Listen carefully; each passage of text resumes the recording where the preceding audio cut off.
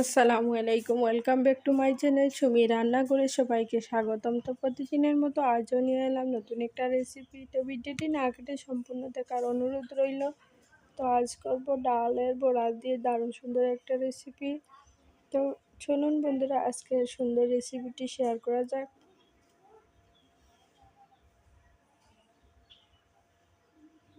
তো এখানে আমি ডালের বড়াটাকে ভেজে নিয়েছি, ভেজে এটাকে ঝোল করব। তো ভীষণ ভালো লাগে কিন্তু এই ঝোলটা খেতে। তো যে পাত্রে আমি বড়াটা ভেজেছিলাম সেই পাত্রে দিয়ে দিলাম আদা, রসুন, পেঁয়াজ কুচি দিয়ে খুব ভালো করে লাল লাল করে ভেজে নিলাম।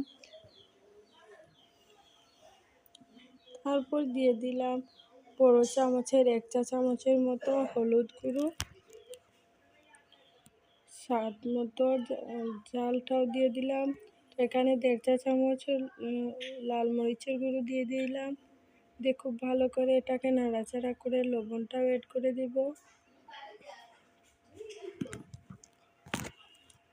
তো মশলাটা খুব সুন্দরভাবে কষানো কিন্তু হয়ে এসেছে। এবার ঝোলটা দিয়ে দেব।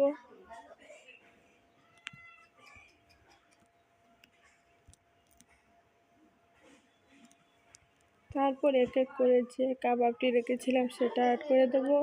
তো এখানে আমি মসুর ডালের কাবাব করে নিয়েছি। তো এক এক করে সবকটি কাবাব কিন্তু আমি দিয়ে রেসিপিটি ভালো করে ফুটিয়ে নেব। তো চটপটে রেডি হয়ে যাবে আজকে আমার এই মসুর ডালের কাবাবের ঝোলের রেসিপি। তো ভিডিওটি কেমন লেগেছে অবশ্যই কমেন্ট করে জানাবেন।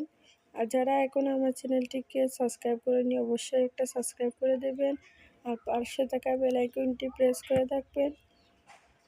তো বন্ধুরা, আজ এই পর্যন্তই। আল্লাহ হাফেজ।